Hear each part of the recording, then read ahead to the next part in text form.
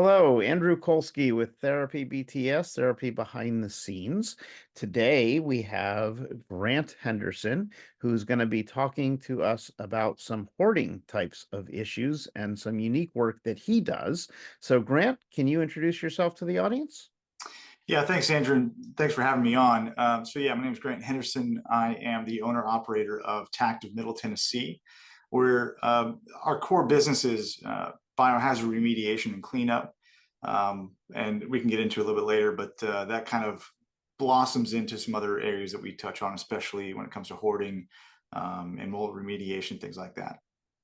Great, great. Well, thank you for taking the time to join us today. So, you said the name of the company is TACT. Does TACT stand for something? Yeah, TACT is an acronym. It's also kind of a play on words. So obviously, TACT, stands for uh, the Trauma and Casualty Team.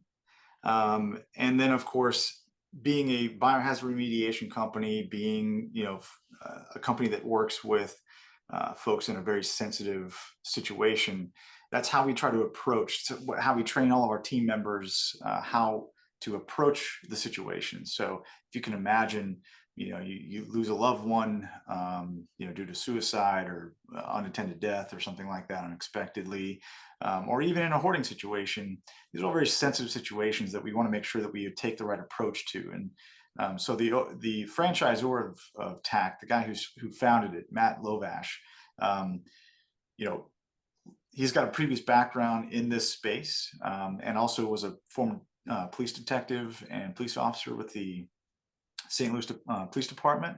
Mhm. Saw that there's a great need for that kind of approach when dealing with these highly sensitive situations. And so he's trained us, and we train, obviously our team members to take that similar type of approach. As you can imagine, um, sometimes the best thing you can be for that person is actually just a shoulder to cry on, or somebody to listen to. And we take great pride in how we approach that. And I think it's a differentiator in the market. Right, right. Well, when someone says the word hoarding, I think a lot of us think about the things that we see on these TV shows about hoarding and all, and we picture like a house that's filled with all sorts of papers and, lots and lots of things. Is that some of the stuff that you deal with? Yeah, that's exactly what we deal with. And, at all levels, and there are five different types of hoarding levels. Most people don't really know that. Hmm. I didn't when I first got into the industry. And when I looked at sort of the descriptions of what those five levels are, I kind of had to do a bit of a gut check to say, wait a minute, I feel like I'm a pretty clean guy. My wife and I keep a pretty tidy house. And yet we still kind of found ourselves on that spectrum, which was interesting. Um, but yeah, so we definitely fall into situations like that where we find ourselves, working with folks who are sort of along that entire spectrum. Typically, we're level 3, level 4, level 5. The worse it is, that's when we get called in. Um, and I've watched some of those hoarding shows, like a lot of people have. And one of the things I notice is sometimes the people in my position that are on that show um, maybe come across a way that is a little bit off-putting to some. And that's not the kind of approach that we take. As I mentioned earlier, we like to try to operate with tact. And that said, I do believe that there's some producer sort of push on some things, to keep things fun and entertaining on TV. That said, it's still a human being that they're working with, Hmm. whether the producer realizes that or not, or cares about that. Um, our approach is these are human beings that are going through a very traumatic situation, getting their house cleaned out after having lived that way for a long period of time. And as you can imagine, if we did it in reverse, right? If you were in your home and all of a sudden we brought in 3 days, we filled it up to the roof, that's a traumatic experience for you. Well, now Hmm. do that in reverse, right? And remove it all in a very, very quick fashion. And maybe you're reluctant to, because, there's a reason why folks actually have this condition. Mhm. of hoarding and how they get there. It's not an overnight thing, and they're not just dirty people.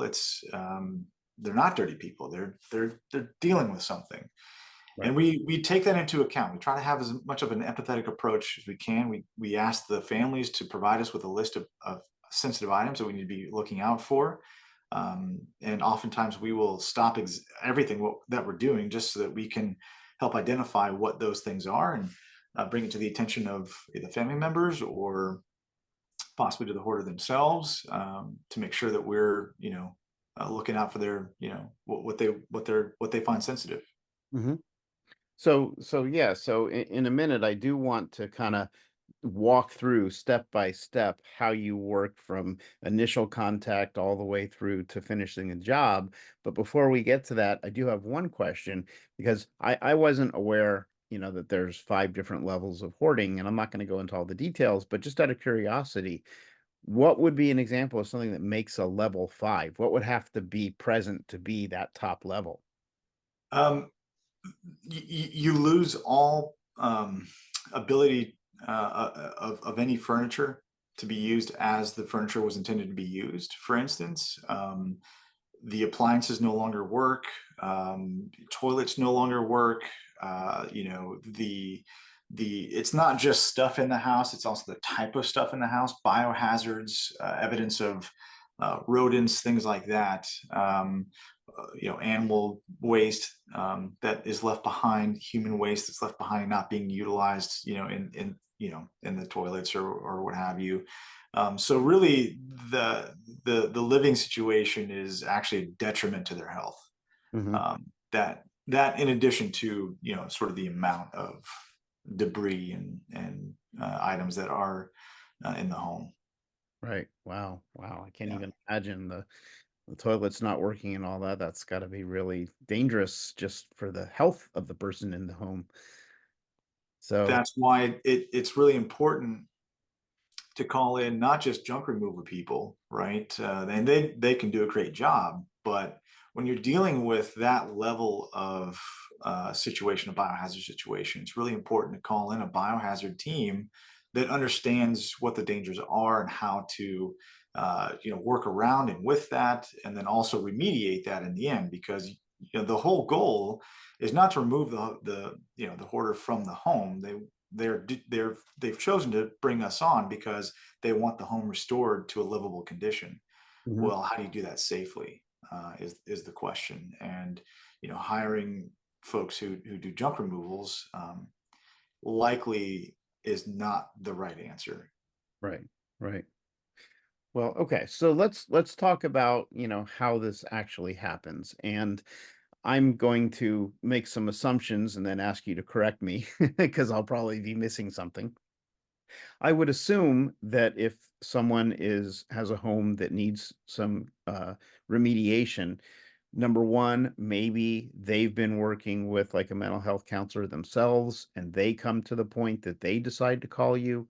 Maybe it's a situation where it's family members are working with them and a counselor, and then they decide to call you. I'm I doubt you'd get calls, or maybe you do. Like, do you ever get calls from like a family member, someone who, against the wishes of the homeowner, just decides I'm calling in somebody and we're just going to clean this stuff up? Tell us how you get started and what are the different ways that you get contacted? All the above, frankly. And that doesn't always result in the work getting done, at least not by us. Sometimes, so to kind of go through your 3 examples, right? One of them is they're working with a counselor. And I've had counselors tell me, because I've interviewed them as well, just to kind of get an idea for how they approach the situation. Hmm. Um, some of them will take the approach where it's a long process, and what they do is they work hand in hand with that client, where they will go room by room, item by item, and that process to clean up the hoarding situation can take a long time. Um, Sometimes though, they reach a point with the client where they can, they feel comfortable bringing somebody like us in, where then we come in right after, again they've reached that point, and we work with them to remove those items, and in that empathetic way. And then finally, I have been called by friends and family who said, "Hey, look, I don't know if this person, my friend or my family member, is ready for this, but we're ready. Maybe they need to sell a home or what have you." And sometimes they're just not ready for that for one reason or another. They can, they balk at a price, or they balk at just bringing somebody in or what have you, or the timeline doesn't work out for them, whatever the case may be. So yeah, we've kind of run into all those situations. Absolutely. Mhm. So it sounds like for you to do your work, you're going to get some sort of a signature or agreement from the person who is occupying the home that they, are ready to do this because, I can imagine the situation where maybe family members or friends, they're ready, but the actual person who's dealing with it is not ready, and they're the ones that are going to have to say, yes, I want you to come into my home and I want you to do this work, right? Absolutely. I mean, I think if you don't do that, you get into the world of potentially criminal activity, right? Because now you're stealing somebody's stuff, you're trespassing. We're not in that business, right? We want consent from the homeowner. We're not here to be an intervention team necessarily, right? If the homeowner came in and said stop, we're stopping. We're not forcing the situation on anyone. Regardless of if we have signature or not. If they came in and say, "Hey, look, we're done off the property," well, then we respect that. Right. Um, but yeah, so does that answer your question? It does, it does. Yeah. So Okay. so all right, so let's take this to the next step. So you get agreement that yes, everybody agrees they want you there, they want you to do your work. Now you haven't, you know, really done much of anything yet because you're just getting their agreement to do the work. Mhm. What are the things that you have to deal with upfront in preparation? Like you mentioned before, you've got to find out if there's particular items to be looking for to make Yep. sure that you don't, violate somebody's, desires. How do you actually do that? Do you sit down and do an interview with the person? Kind of walk us through before day one of touching anything, what do you do? Yeah, one of those things that we ask for is a written list if we can get it. That just helps us and our team when I brief them before we go in to say, "Hey, look, be on the lookout for, this list of items." Oftentimes somebody will be on site and they will, if we don't have a physical list, then we just tell them, "Look, generally speaking, we're looking for sensitive items, right? We're looking for collectibles. We're looking for sensitive documents, whether that be, birth certificates, marriage certificates, legal documentation, deeds, titles, those kinds of things."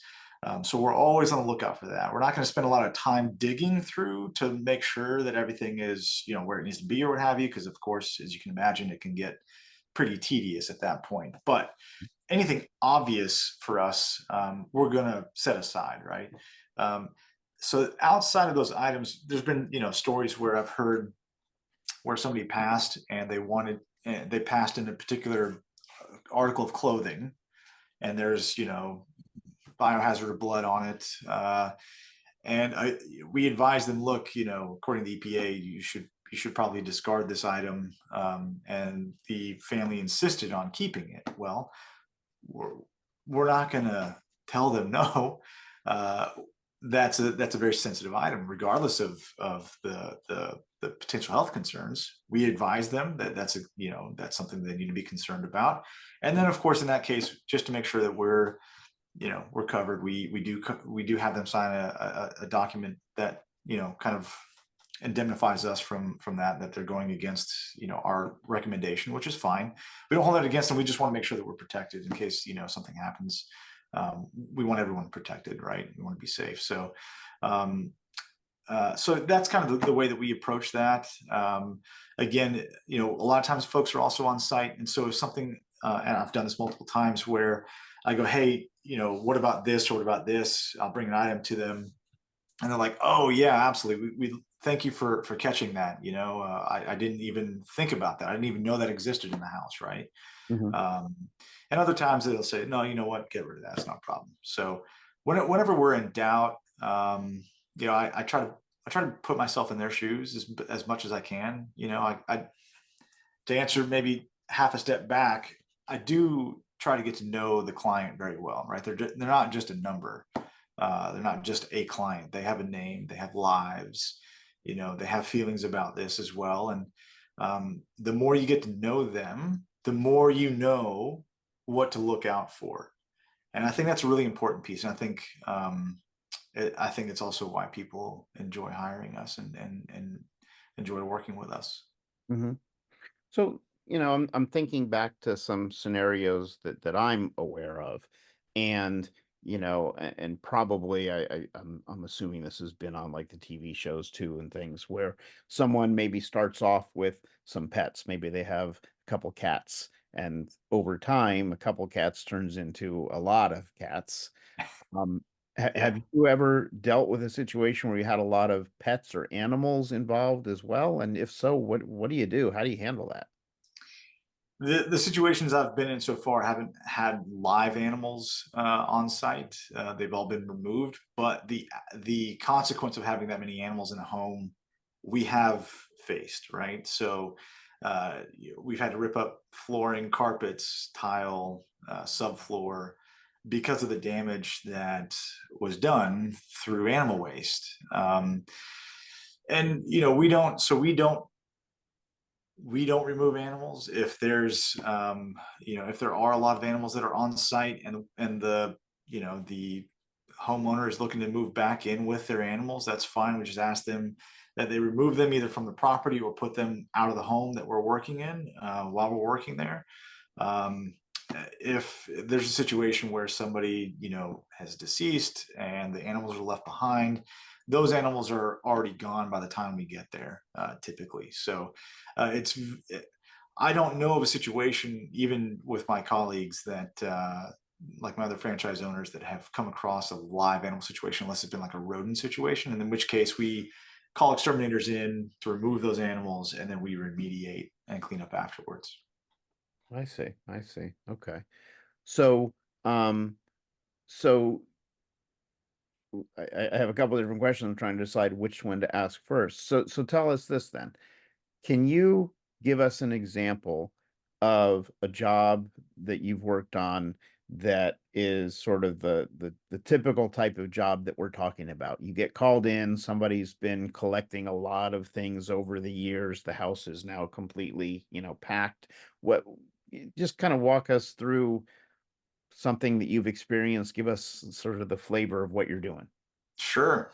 So, very first job that I am on as a new business owner, as a new franchise owner, we opened on December 4th, grand opening officially. And uh, December 5th, I was on a job. And it had exactly this situation. That's one I've been kind of referring to is um, the homeowner, the hoarder, wasn't a collector of particular things necessarily.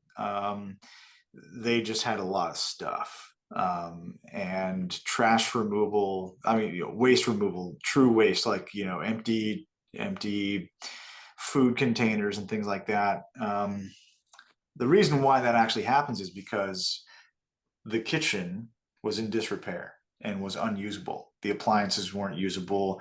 The freezer, there was a stand-up freezer. It was a solid block of ice. Oh, wow. Um, that's how long that freezer had not been used for its intended purpose, right? Mhm. The fridge overflowing almost with food, nothing was touched.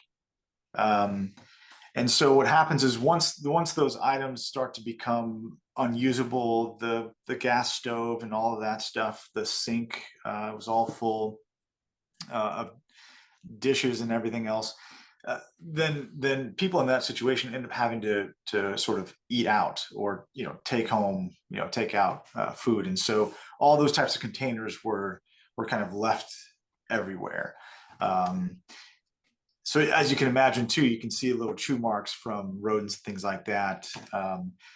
So on top of that, there was an animal in the home. I think it was a dog, who, again, the the carpet had been crystallized from the animal waste, the amount of animal waste. And when we pulled it up, the original floor had been warped, because there was carpet that was laid on top of some wood flooring, and it had even soaked through that and gotten to the subfloor. Wow. So pretty extreme situation. Pretty Right. extreme situation.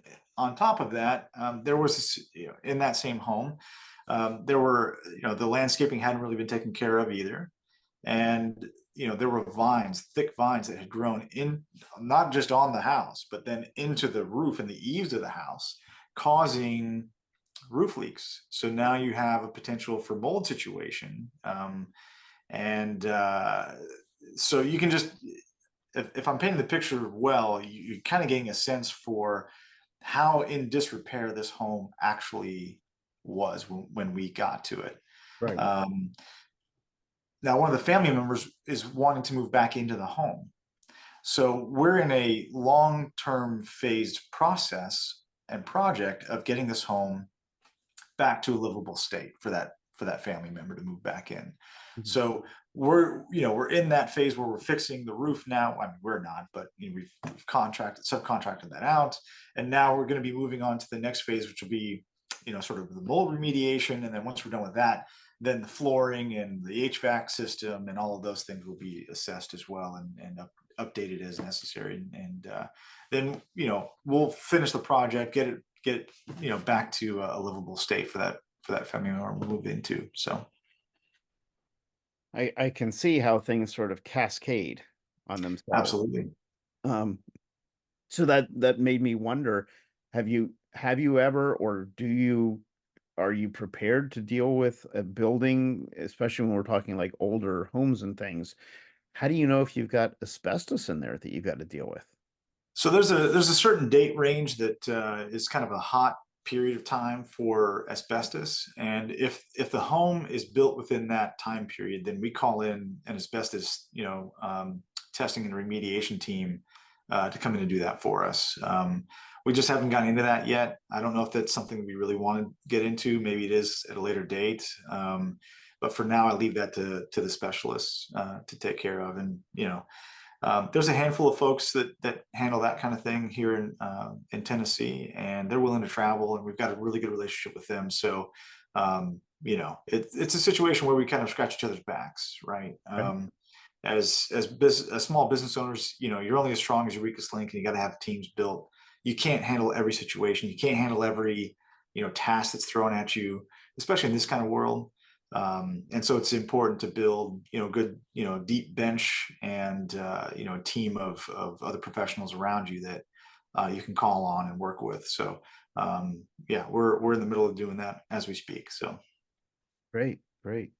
So have you had an experience yet where you've been called in, the occupant, is ready to have you there, is ready to start getting some of these things cleaned up, and then you go in and you do the job, and obviously there's got to be a major transformation, um, and then seeing the results that the reaction of the homeowner. Have you dealt with that? And if so, give us some examples. oh yeah, I mean people come in and say, wow, this is a whole new house, right? And they're very grateful. Sometimes, tears come to their eyes. We've never had sort of a negative emotion about it, right? I think people are relieved. There's a sense of relief and weight off of their shoulders, the family members or the hoarders themselves, um, because it's a big burden, right? I mean, why would they be calling us in the first place if it weren't? And so once that weight is lifted off their shoulders, I mean, we're talking about a home, right? Like this is where lives happen. It's not just a car necessarily that gets, rebuilt. I mean, I just had a situation with mine, and even that was a sense of relief, like, okay, wow, now we can move to the next step of our lives, the next phase. Um, and so, yeah, that's the kind of reaction I typically see. And it's an honor and a privilege to be able to offer that to somebody, and I know it brings us great joy to see, their reaction, and to be a part of that journey in their life. Absolutely. Right, right. Wow. Yeah, I can only imagine the before and after. You probably don't even recognize the place, you know? Oftentimes that's a reaction that we get, don't we don't recognize it. Like I said, often a lot of times I hear, it's a whole new space. This is a whole new, wow. I mean, speechlessness, is often accompanied with all of that too. And they're just taking it all in, right? Right. Like I said earlier, it can be a traumatic experience this way, right? And so, yeah, it it's good stuff. Is this is good work, you know? Yeah. No, I'm imagining to myself just the the mental impact on the homeowner because, I'm picturing some places that I've actually seen where, you know, everything is so filled with old newspapers and whatever that even the bed is covered with stuff and there's just enough room for the person to lay down on the bed. And I can imagine them being able to walk into an empty room with a full bed that they can actually lie down in comfortably. It's got to be a just a shock to the system after so many years of not being able to do that. Absolutely. I mean, like I said, in a way, it's a traumatic experience, right? I mean, imagine if it was the other way around, where you have a very clean house, and then all of a sudden, within 3 or 4 days, you're packed to the gills, all the way to the roof, and you've got animals everywhere and everything else. Yeah. That, for those who don't live in that situation, would be very shocking to the system, as you mentioned earlier. Right. Um, Now do that in reverse, and I think it's no less shocking. Even if they're part of the process, even after the first day, uh, oftentimes there's enough progress made where I mean, they are sort of floored, they're flabbergasted at how much progress has been made in even just one day. And then, yeah, to see the finished product, it's impactful. Right. Right. Wow. So one thing that I didn't ask you before is, so, the work is obviously important and you clearly have to know what you're doing to know to be safe and handle things appropriately. So why did Grant Henderson get into this line of work? That's a great question. So I began my career as an Army officer about 20 years ago. Almost, it'll be 20 years in May of this year, actually. Oh, And so my I've always wanted. My dad was in the Air Force. I've always wanted to serve, and I think serving others has always kind of been in my blood. Um, and so I did that for almost a decade, and then worked for Johnson and Johnson on the medical device side of the house, and really got a sense for what it's like to work with an individual patient on a table in an operating room, and seeing the impact that those types of surgeries, and this was cardiac electrophysiology, correcting arrhythmias like atrial fibrillation, things like that, hmm, to be a part of that team that has definitive outcomes, that impact people's lives in such a positive way, um, was just sort of continuation of serving people. I spent a small amount of time working with Itamar Medical in sleep medicine as well, for about 3.5 years. Again, impacting people's lives through diagnosis and treatment of sleep apnea, right? And so when I was looking to sort of make my transition from corporate America to being a business owner, I worked with a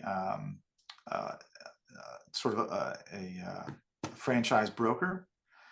His name is Greg Macchia. Shout out to him for helping me find TACT.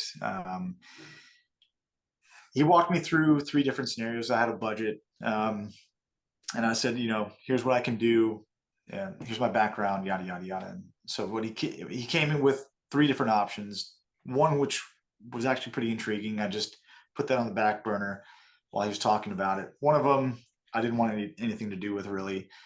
And then he goes, well, with your background in the military, it's usually people like you and police and former firefighters, things like that, that I offer this next one to, because it really does, it really does take, somebody with that kind of mindset, having been around, these kinds of things before, to accept the work and work in that kind of environment. And I was like, okay. And so he started talking about TACT. And within minutes, I said, that's the one for me. Working in, sort of dangerous environments, but also, with the end goal being helping families and helping people out. That to me was just such a perfect fit. And there happened to be an existing franchise owner in Tennessee based in Knoxville. And I know we're kind of getting into the business side of things here, but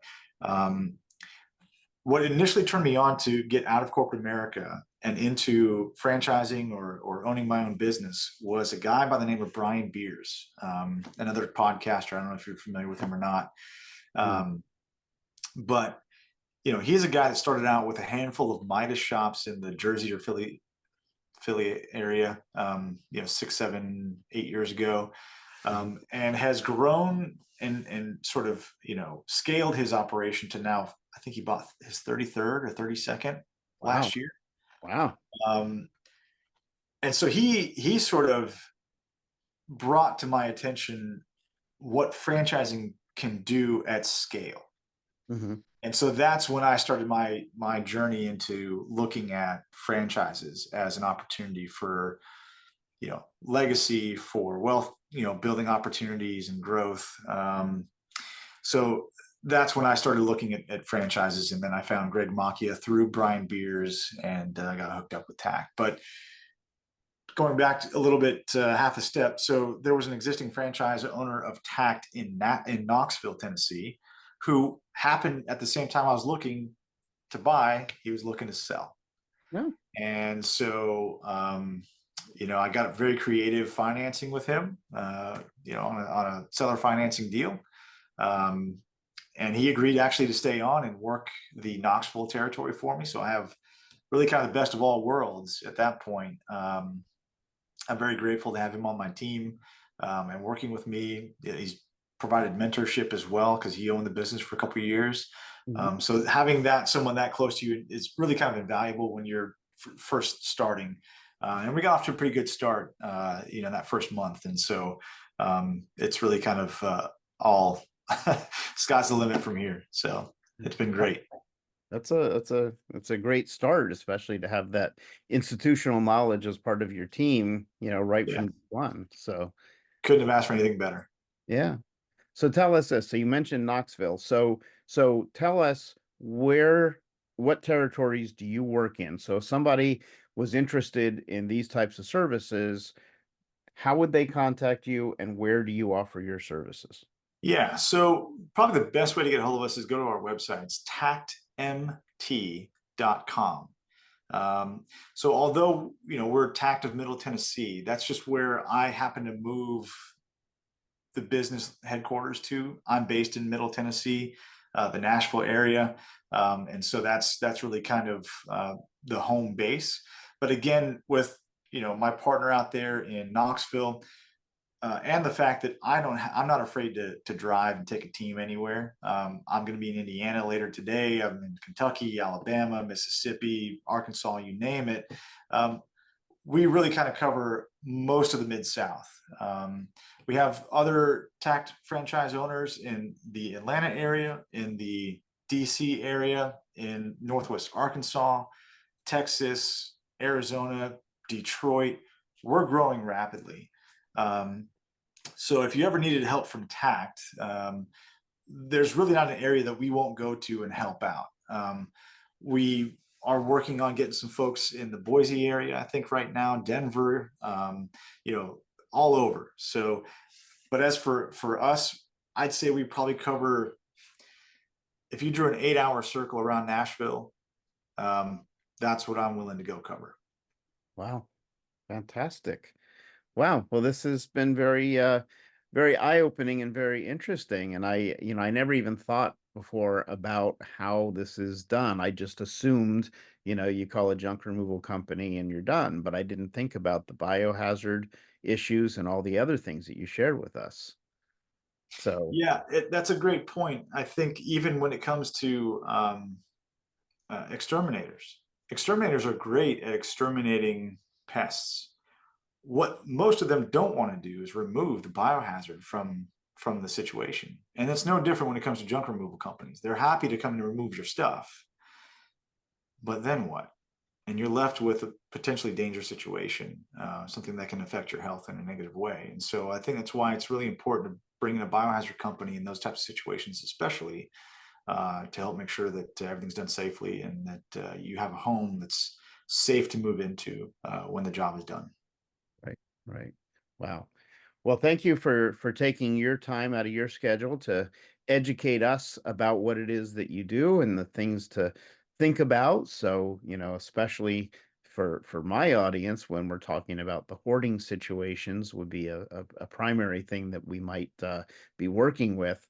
All these issues are important. The fact that you're, very sensitive to working with the actual homeowner or occupant so that they're ready to do the work as opposed to just coming in because a family member called you. All these elements are important to the big picture. You can't just do a piece of it. You've got to be able to understand it together, and you clearly do. So, we're glad that you're out there and you're offering these types of services, and sounds like you're doing a great job with it. So, I encourage anyone who's listening to the podcast, if you do have the need for these types of services, you can tell just by listening to Grant that he knows what he's talking about, he knows what he's doing, and he's, interested in doing a good job. So thank you, Grant. I appreciate your time and I appreciate you sharing all this information with us. Andrew, thank you so much for the opportunity to come on and join the show and share a little bit about what TACT is able to do for families in need. Really appreciate that, and looking forward to working with you and speaking with you in the future. Great. Well, thank you. Thank you.